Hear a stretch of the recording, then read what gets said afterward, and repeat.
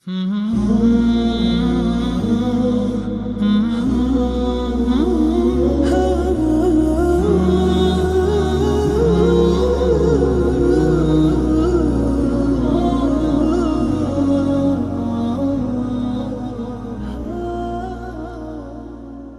الله الرحمن الرحيم. الحمد لله والصلاة والسلام على رسول الله وعلى آله وأصحابه ومن اهتدى بهداه.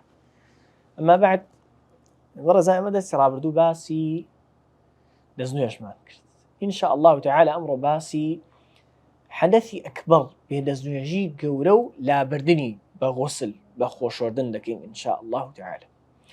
أبو شجاع رحمه الله تفرمي: والذي يوجب الغسل 6 أشياء. أويك خوشوردن يا شوردن واجب دكا 6. 3 تشترك فيها الرجال والنساء. سيان لو 6 بياو آفرت تيدا مشتركن بسر هردوچيان دادي، وهي أمسيانا أمانا. 1 التقاء الختانين، بيجيشتني 2 ختنكراوكا، داويني جنو بياو يعني جماع بشيشي اندامي نيريني بكاتا كوني بيشو او اصلو فطرة حلالكي. خو اگر خوانا خواسته هلي كرد سنوري بزان جماعي كرد لكوني دواوش خوشورني هر لسر واجب دبي لپال حراميتي او كتاواني شي قوري انجام دا وام توبه دكا ودقرته ونيج دكا خوشورني هر لسر واجب. خو جماع لقل مروفي لقل آجل لكوني بيشو بي يا دواوة خوشوردن واجب دكا. با منيشي دا نبزي با آويشي دا نبزي بس جماع خوشوردن واجب دكا. وإنزال المني، دا بزاندن يا دا بزيني مني بحلالي بي يا بحرامي، بخبر بي يا لخودا احتلام بي وخو بيني ومني دا ببزي. مني او آويك مروفي ليه دروز دبي بدا بزيني. طبعا آفرتيش آوي هي بلان بوشكلي آوي بياوني وزور جارانيش بو جورة دانا بزيني بيت الدروي بدني. بلان لپال او جگل لدا بزيني او حس كردن بلزت و چێژ و نەشوەی جیماع هەیە. ئینسان کە گەیشتە ئەو حاڵەتە جیماع واجب دەبێ، غوسل واجب دەبێ با ئاویش نەبینێ. مەسەلەن پیاوێک گەیشتە ئەو حاڵەتە دەستی بە داوێنی وەگرت و نەیهێشت ئاو هیچ دەربچێ، خۆشۆرنی لەسەر واجبە. خۆشۆرنی لەسەر واجبە چونکە دابەزینی ئاو علامەتیشی ئەو هەستەیە. باشە. والمەوت ومردنيش، مروف بمردن وكو إن شاء الله لجنائز دا باسي لكين شوردني واجب دبي بشوري. 3 تختص بها النساء. 3 لو خوشوردنانه تايبتن بآفرت بيوني ببياوني، وهي الحيض، سوري مانغانا حيز كباق بويا ولي واجب خوي بشوا وكل جاي خوي إن شاء الله دي. والنفاس زيستاني بيدزنويجي دواي من دالبون باق بونو لو خويني بابلين باق بونو لو خويني لدواي من دالبونو دردشي والولادة وخدي من دالبونكش جاو من دالبونو بهر جور بي والله الطبيعي بي يا بعمليات شي دركن دريكن بو بيته من داڵیش تەواو یا لە باری بچێ وێنەی مرۆڤی وەرگرت پێ یان هەر پارچە گۆشتێک بێ خۆشۆردن هەر واجب دەکا. ئەوە هۆکارەکانی واجببوونی خۆشۆردن. ئەی چۆنیەتی خۆشۆردنەکە؟ ئەبو شجاع رحمه الله فرمي: فصل وفرائض الغسل 3 أشياء. فەرزەکانی خۆشۆردن 3 لانی کەم خۆشۆردن بۆ ئەوەی بێدەستنوێژی گەورە لا ببا دەبێ ئەو 3 مەرجەی تێدا بێ. یەکەمیان ئەنیە، نیەتی خۆشۆردنی هەبێ غوسلی شەرعی لابردنی بێدەستنوێژی گەورە کە بەنێتی خۆفێنکردنەوە یا لابردنی بۆنی ئارەقا چووە حەمام و دوایی کە هاتەوە دەر ئەنجا بیری کەوتەوە خۆشۆردنە شەرعەکەی لەسەر لا نەچووە دەبێت نیەتی لابردنی بێدەستنوێژی گەورەی هەبێ. دووەمیان وإزالة النجاسة إن كانت على بدنه لابردنی نەجاست پیسی ئەگەر بەسەر جەستەیە و دەیە پیسەکە لا ببە ئەنجا خۆ بشوە یان هەرچیەک کە لەسەر لاشەی بێ ئەوە زۆر مهمە ئەمڕۆ مخالفە زۆر لەوەدا دەکرێت هەرچیەک لەسەر لاشەی بێ و نەهێڵێ ئاو بگاتە لاشەی دەبێت لای ببە بنیشتە مۆمە لەزگەیە بۆیەیە هەرچیە ئەینا خۆشۆردنەکەی دروست نییە. سێم وإيصال الماء على جميع الشعر إلى جميع الشعر والبشر ئاویش بگەێنێتە هەموو پێستی هەڵە دیوی دەرەوەی جستەی مەمەستی کابوو واجب نییە ئاو بگەێنێتە ناو کونی لوتیەوە واجب نییە کردی دەست خۆش دەزانن سونەتە دوای ئینشاڵڵا باسی دەکەین دەستنوێژ هەڵبگرێ پێش غوسڵکردن بەڵام دیوی ظاهر کابوو واجب نییە ناو گوێی ئاو بگەێن یان ناو چاوی یا شتێلە نا بەڵام ئەوە کە ظاهرە لە گوێی پشتی گوێی مثلا نێوانی ڕانەکانی و دیوی ناوەوەی سمتی بڵێن چونکە لە هەندێک حاڵەت کە دادەنیشێ ظاهرن دیوی دەرەوەی جستن و ئافرەتیش ئەگەر بزانێت کەزیەکانی پرچی ئەوەندە توندە کە ئاو ناگاتە ناوەوەی دەبێ بیکاتەوە ئەنجا لێرە تەرتیب شەرط نییە باسی تەرتیبمان نەکرد لەبەر ئەگەر لە خوارەوە شەو بەدەنی شۆرت ئاسایی لە دەستنوێژیش بڵێ لە بیرمانە چێ بەڵێ تەرتیب شەرتە بەڵام ئەگەر یەکێک خۆی نوقم کا بەنیەتی دەستنوێژەکەی حساب عمري سادسه ترتيبه كما ذكر وغطسة تكفي وإن لم يستقر غطسيك بو ناو أو خوي نقم كان ناو أو بو دزنويش بيه طواو بو غستيش بيه طواو مرجع همو بدني نقم انجا فرعك يا قرنقا ماشي في بدين آية خوشوردني شرعي غسل أوكل بود لا بردني بيه دزنويش قولة دكري زي دزنويش دكريتوا لمذهبي أمدا بله ئەگەر نیەتی دەستنوێژیشی لەگەڵ نەبوو یعنی تەواو لە خۆشۆردنەکە بە مەرجی خۆشۆردنی بۆن خۆشی و ئەوە نەبێ نانە ئەوە نەبی خۆشۆردنە واجبەکە بێ کە تەواو بۆ دەستنوێژی بیراتەوە نهار دەستنوێژی لە بەرەوەی شتێ بێ دەستنوێژی گەورە لا ببە ئەولاترە کە بێ دەستنوێژی بچووک لا ببە ئەنجا دەڵێ وەسونەنه خەمسەة ئەشیاء سونەتەکانی خۆشۆردن پێنجن التسمية بسم الله للسرتايدا بسم الله الرحمن الرحيم للسرتايدا والوضوء قبله دزنويجي شي طواو دزنويجي شي وكو نويش بقاتي شي وبشوة بيش خوشورنكي وإمرار اليد على الجسد دس هنان بسر لا شيدا بو يدل نيابيكا همو جستي تربوة دس هنان بسر لا شدها والموالاة هم سنة دوایە ئەندامەکەی پێشووی وشک نەبوو بێتەوە کە ئەندامی دوای ئەوەی بشوە لەو فەڕەز نازستانە و ساردە سان خەریکی خۆشۆردنە بەشێکی گیانی شۆردووە کارێکی زەرور و لە ناکاو دێتە پێش ناچار دەبێت جێگای خۆشۆردنەکەی بەجێ بهێڵێ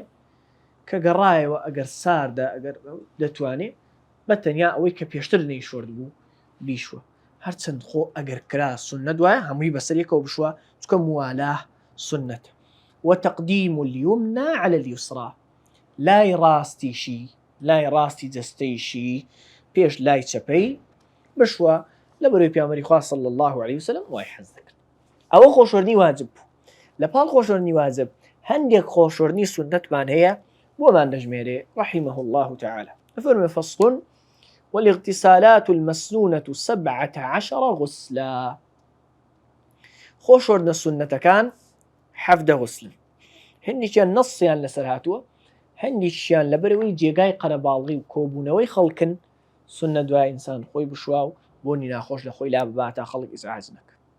یەکەمیان غوسل الجومعە کە لە هەموو خۆشەوەردنە سونەتەکانی دیکە گەورەتر و جەخت لێکراوەترە. بەڵام غوستی ڕۆژی جومعە بۆ کەسێک سونەتە کە ئامادەی نوێژی جومعە ببێ. ئەوە کە لە ماڵە ئامادەی جومعە نابێ، مەسەڵەن ئافرەتێکە ناچێتە جومعە خۆشی نەشوە ئاساییە. والعیدەین خۆشەوردنی دوو جەژنەکەش، جەژنی ڕەمەزان و قوربان. بەڵام ئەمە بۆ هەمووانە، بۆ هەموو کەس. خۆشەوردنی دوو جەژنەکە بۆ هەمووانە، بۆ ئەوانە نییە بکە بەس دەستنە نوێژی جەژن، نا بۆ هەمووان. والاستسقا خۆشەوردن بۆ نوێژە بارانە، والخسوف بۆ نوێژی مانگگیران، والكسوف بۆ نوێژی ڕۆژگیران، والغسل من غسل الميت خۆشەوردنی ئەو کەسەی کە مردووی شۆردووە. ئینسان کە مردوویەکی شۆرد سنەتە خۆی بشووە. والغسل من غسل الميت والكافر إذا أسلم وبێباوەڕیش ئەگەر مسلمان بوو بەمەرجێک لە بێباوەڕیدا تووشی جەنابەت نەبوو بێ، نەجیماعی کردوێ نەمەنی دابەزیوێ، ئەو کاتە واجبە. ئەی لێ بێباوەڕدا خۆشی نەشۆردووە مادام خۆ نیەتی نەبووە، خۆ مسلمان نەبووە، ئەسڵەن ئەو خۆشەوردنەکەی معتەبەر نییە. بێباوەڕێک کە تووشی جەنابەت نەبوو بێ لە کوفردا سنەت وایە کە مسلمان بوو خۆی بشووە. ئەم سنەت وایە تا دەکرێ مووی زەمانی کوفر لە خۆی بکاتەوە و لای بە ئەو موانە کە دەشێ لا ببرێ. یەینەک برۆی وەنیە پێویست ناکە برۆی لا ببە. والمەجنون شێت، والمغمى عليه بوراوە، ئەوە کە بوراوەتەوە ئیذا ئەفاقا ئەگەر بەهۆش هاتنەوە و هۆشیان بۆ گەڕانی شێت چاک بوویەوە و بوراوەش بەهۆش هاتەوە. والغسل عند الإحرام غسلی کاتی ئیحرامیش، ئەو عندێ مەبەستی قبلە یعنی پێش ئیحرام، چکە غسل دەکا ئەوجا ئیحرام دەبەستێ، غسل دەکا ئەنجا ئیحرام بە حەج یا بە عومرە دەبەستێ پێش ئیحرام. ولدخول مەکە پێش چوونە مەکە خۆی بشوە. وللوقوف بعرفة وەسان بۆ عرفە. وللمبيت بمزدلفة ولەبەر شەومانەوەش بۆ مزدلفە. ئەمانە ئەوانەی کە پەیوەندیان بە حەجەوەیە لە جێگای خۆی ئینشاءالله باز دەکەین. مەبیت یعنی شەومانەوەش لە مزدلفە. ولرمي الجمار الثلاث بۆ ڕەمی بۆ بەردبارانکردنی سێ جەمڕەکە کە لەناو خۆمان بە شەیطان بناوە سێ شەیتانەکە ئاوە لە جێی خۆی باسی دەکەین. وللطواف و بۆ تەوافکردن. وللسعي وبو صفا ومروش. ولدخول مدينة رسول الله صلى الله عليه وسلم وبو چونە ناو مدینەی پێغەمبەری خوا صلى الله عليه وسلم. ئەمە حەفدە بوون. معتەمەدی مەذهب ئەوەیە سێزدەمیان مەبیت بۆ مزدەلیفە خۆشەوردن بۆی سنەت نییە. ئینسان هەستی کرد بۆنی ناخۆشی دیدێ و خەڵکی زاست. و لە 15میشیاندا کە خۆشەوردنە بۆ تەواف خلافیشی دوور و درێژ لە مەذهبدا هەیە. والله أعلم ئەویش هەروە معتەمەدەوەی خۆشەوردن بۆی سنەت نییە مەگەر بۆ تەواف و ئەوەی سعی سەفا و مەروە لێکدا و یەکجار خۆی بۆ بشوە. والله المستعان. فصل المسح على الخفين. بەڕێزان لە پێشێدا خف گۆرەویەکە کە ئەوەندە ئەستورە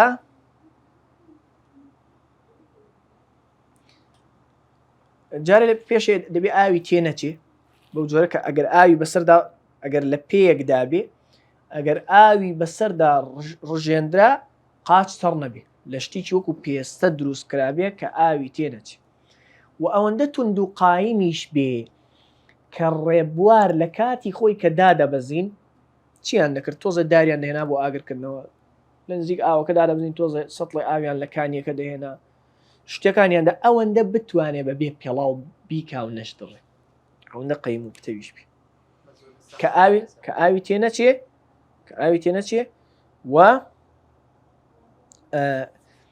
ڕێبوار لە کاتی دابەزینی ئەو زەمانە هیچ و کارەکانی چواردەوری خۆی پێ بکا و پێویستی لە بەرکنی پێڵاو نەبێ ئەسڵا ئەوە ئەسڵی مەفهومی خوف. جا دەڵێ والمەسح على الخفین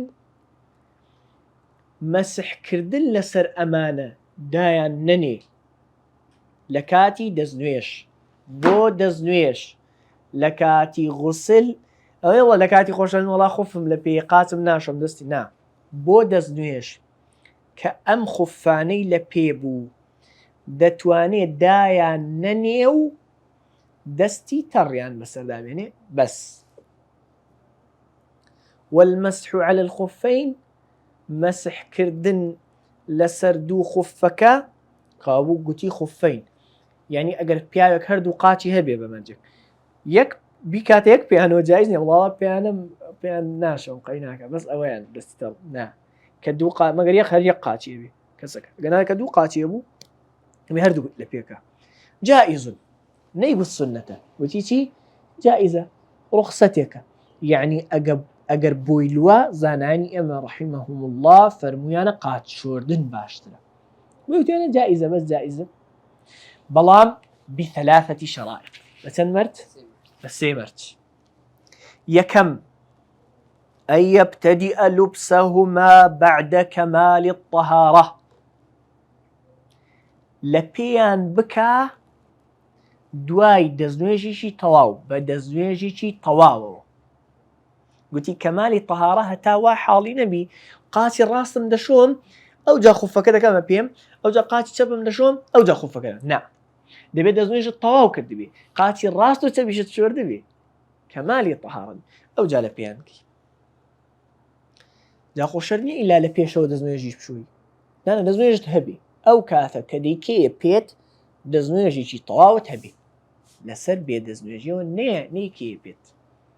دوو وأن يكونا ساترين داپۆشەر بن شەر نیە ڕەنگ بشارێتەوە ئەمە مەسێ ئاو نەهێڵێ بگاتە ئەوانە سەتر بکەن کوێ دا بپۆشن یعنی ئەگەر ڕەنگەکەی شەفاف بوو قەینا ڕەنگەکی ئاوی هەبوو پێیەکە لە ناویەوە دیار بوو قەینا بەسێ ئاو نەگاتی بە پێچەوانەی داپۆشینی عەورەت لە نوێژ ئەمە دەڵێن داپۆشینی عەورەت یعنی ڕەنگی پێستەکە بشارێتەوە لێرە داپۆشینی مەسڵمان ئەوە نییە شەر نیە ڕەنگی پێست بشارێتەوە دانیشتێکی ئەوەندە ئەستورە شیش وەکو سلیکۆنە بۆ نمونە شیش وەکو لاستیکە ئاوی تێ ناچێ خۆ دەگرێ پێستەکەشی نادەوە مشکلی نییە بەسەریدا ئەوە بێ و ئاو چەند داپۆشێ لمەحەلی غەسلی الفەرض من القەدەمەین ئەندازەی شۆردنی چەند واجبە فەرزە لە قەدەمەین لە دوو پێیەکە بشۆرێ ئەوەندە دابپۆشێ یعنی هەردوو پێدا بپۆشێ بە گۆزنگەکانیشەوە هەردوو پێدا بپۆشێ بە گۆزنگەکانیشەوە. وأن يكون مما يمكن تتابع المشي عليهما ئەوەندەش بتەوە بەهێز بن کە بشێ تەتابعی مەشی بکرێ ینی ئینسان بەسەریاندا بڕوان نەک مەسافەی زۆر بەسمان ڕێبوار وەکو عولەمای مەزهەب فەرمویانە ڕێبوار بەشی خۆی پێویستی خۆی پێجێبەجێ بکە ئاوا بەشی ئەو کەمە ڕۆشنە بکە. بەڵام شەرتی چوارەمیش هەیە نەیگوتووە لە بروی وازەحە لە شتێکی پاک بێ نەک لە شتێکی پیس دروستکا بێ وەکو لە پێستی سەگ یا بەراز دروستکا نابشتی. ئەنجا ماوەی چەند مەجالم هەیە ئەو من خوفەکەم کردە پێ هەتا چەند بۆم هەیە دای نەنێم و کە ویستم دەستنوێژ بشۆم بەس دەستی تەڕی بەسەردا بێنم ڕەحمەتی خوای لێ بێ دەڵێ وەیەمسەح الموقیم یوما وەلەیلە ئەوە کە موقیمە لە شاری خۆیەتی لە ماڵی خۆیەتی لە سەفەردانیە شەوێک و ڕۆژێکی تەواو یعنی 24 سەعاتی تەواو بۆی هەیە کە دەستنوێژی شۆرد چ بکە مەسح بکە یعنی چی لە ماڵەیە باشە بە ئەو تەواو بکەین ئەوجا نمونێ دڵێن والمسافر ئەوەی کە لە سەفەرێدا هەیە 3 أيام بلياليهم شيخ أحمد 3 شەو 3 ڕۆژ 72 سەعات بۆی هەیە دای نەنێ و مەسحی لەسەر بکە. وابتداء المدة ئەو کاتە لەکەیەوە حسابە بڵێن 24 ساعت لەکەیەوە دەست پێ دەکا من حين يحدث بعد لبس الخفين لە دەستنوێژەکانی لە حەدەث یحدث لە حەدەث دەستنوێژەکانی دوای لوبسی خوفەکەەوە دەست پێ دەکات. یعنی چی؟ یعنی سعات 4 بەیانی هەڵسا دەستنوێژی شۆرت بۆ نوێژی بەیانی دەستنوێژی تەواوی شۆرت سعات 4 بەیانی خوفی کردەپی ساعت 4 خوفی کردەپی ساعت 4 دەست پێ دەکات؟ نا ئەمە نەمانگوت لە خوفکردنە پێوە دەست پێ دەکات. نا ساعت 11 دەستنوێژیشکە ساعت 11 نیوەڕۆ ئەو دەستنوێژی گرتبووی و خوفەکەی لە پێ کردبوو ئەو دەستنوێژشکە لە ساعت 11 دەست پێ دەکات. ساعت 11 وەقت دەستی پێ کرد بۆ نوێژی نیوەڕۆ دەبێت دەستنوێژ بشواوە نیە چی لە پێیە؟ خوف. دەستنوێژێکی ئاسایی دەشوا کە گەیشتە قاچی دەتوانێت داینەنێ بەس دەستی تەڕ بەسەر خوفەکان نادێنێ و دەستنوێژی هەیە. کەوابوو ئیبتیدایی ئەو مدە وەقتە لە دەستنوێژەکانی دوای لە پێکردنی خۆفەکەەوە دەست پێ دەکات.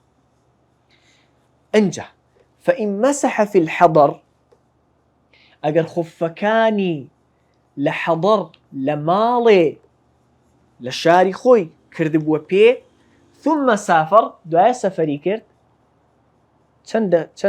چەندی بۆ هەیە شەو ڕۆژە چکە لە حەضەر کردوێتیە پێی.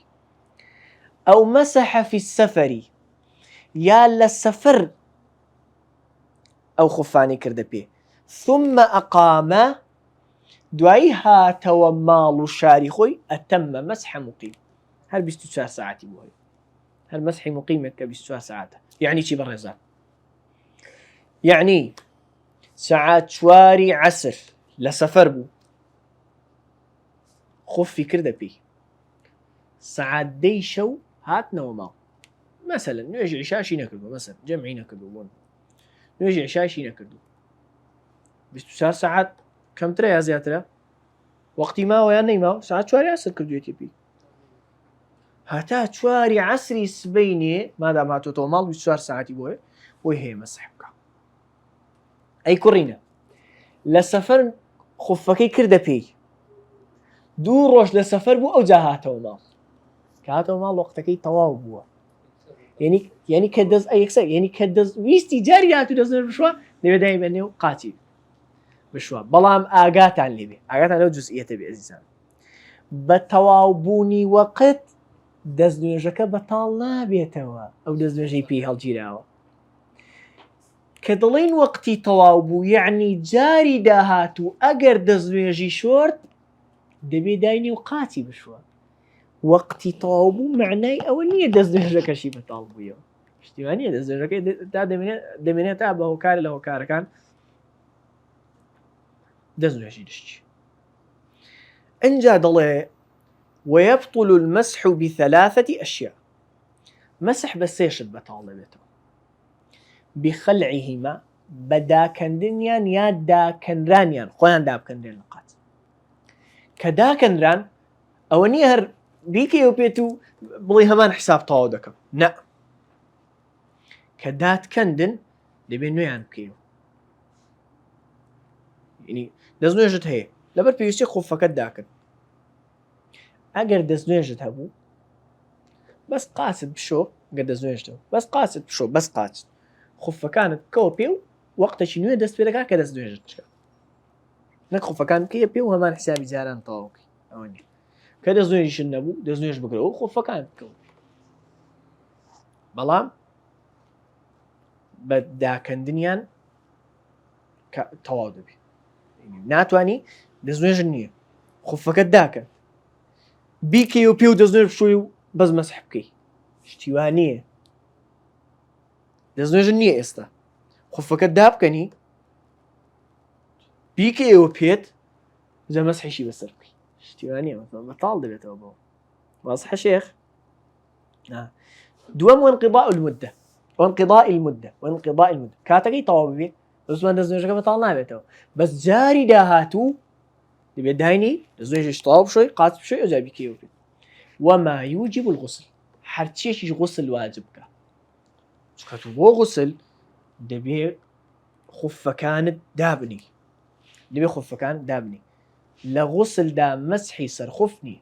ئەنجا واجبەکە واجبەکە لە مەسحی خوف ئەوەیە سەرەوەی خوفەکە مەسح بکە پشتە پێ بەشی بڵین سەرەوەی پێ وان لە مەزەی بێمە سونە دوای بڵێن دەستی ئاوا پەرتکە دەستی ڕاستەی لەسەر ئەوەی دانێ لەسەر پەنجەکانی پیدانێ دەستی چەپەشی لە لای پاژنەی پیدانێ ئاوا یەک بۆ دوا بجێڕێتەوە یەک بۆ پێش قاچی ئاوا لێ بکە ئەوە بدەڵێن باشترینشەوە بەڵام واجبەکە ینی بەس لەوە کەمتر نابێ دەبێ ینی سەری قاچی بەشی سەرەوەی قاچی مسح بكى. الحمد لله رب العالمين سبحانك اللهم وبحمدك أشهد أن لا إله إلا أنت أستغفرك وأتوب إليك.